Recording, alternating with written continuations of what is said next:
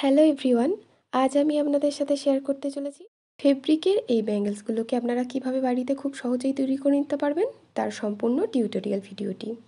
তার জন্য দরকার অবশ্যই এই ধরনের চুড়ির কয়েকটি বেস, আর আপনি যে কালারের চুড়িটা বানাতে চাইছেন সেই কালারের কিছুটা কাপড়।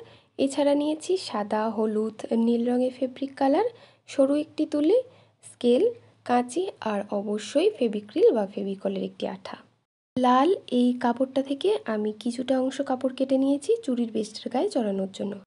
এখানে আমি 15 সেন্টিমিটারের যে ছোট স্কেলগুলো হয় সেই স্কেল 3 স্কেল নিয়েছি, অর্থাৎ 45 সেন্টিমিটারের একটু বেশি, মানে ওই 50 সেন্টিমিটারের মতো। এটা গেল কাপড়টার লম্বার মাপ, আর কাপড়টা চওড়াভাবে নিয়েছিলাম 2 সেন্টিমিটারের মতো। এই মাপের করলে প্রত্যেকটা চুড়ি আপনাদের পারফেক্টলি কভার হবে। চুড়ির বেস্টার গায়ে জড়ানোর আগে কাপড়টাকে ঠিক এভাবে করে কিছুটা ফোল্ড করে নিতে হবে। এবার চুড়ির গায়ে একটু আঠা লাগিয়ে ওই কাপড়ের টুকরোটাকে এটার গায়ে জড়াতে হবে, তবে এমনভাবে জড়াবেন যাতে কাপড়ের যে অংশটাকে মোড়া হলো সেই দিকটা যেন চুড়ির ওপরের দিকে থাকে। আর এরকম করে করলে কাপড়ের ধার থেকে কিন্তু আর সুতোগুলো উঠবে না। আর কাপড়টাকে বেঁকিয়ে বেঁকিয়ে জড়াতে হবে। একটু ভালো করে ভিডিওটি দেখলে বুঝতে পারবেন আমি ঠিক কিভাবে বেসটাকে কভার করছি।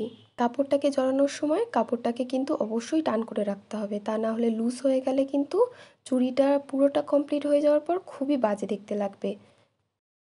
তাই এই জায়গাটাতে খুব ধীরে ধীরে কাপড়টাকে জড়াতে হবে, তা না হলে বেশ কয়েকবার ইউজ করার পর কিন্তু এই বেসটার গা থেকে কাপড়টা খুলেও যেতে পারে। আর এভাবে পুরোটা জড়ানো হয়ে গেলে শেষ অংশটুকুকে এরকম আঠা দিয়ে, এইভাবে বেসটা প্রায় পুরোটা কভার হয়ে এলে শেষের অংশটুকু আঠা দিয়ে সিকিউর করে নিতে হবে।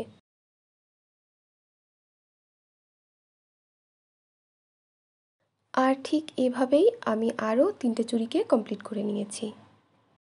এবার এগুলোর ওপর ডিজাইন করার পালা।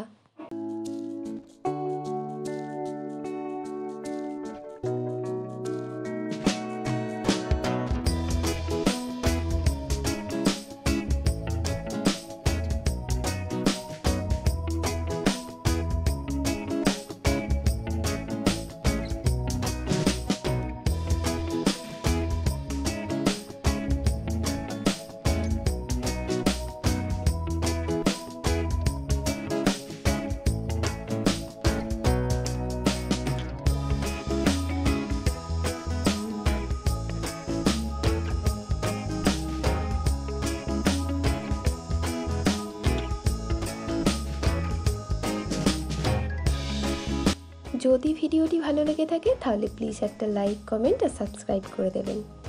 আর নেক্সট কোন টপিকের ওপর দেখতে চাইছেন সেটাও অবশ্যই কমেন্ট করে জানাতে পারেন। তাহলে দেখা হচ্ছে নেক্সট ভিডিওতে।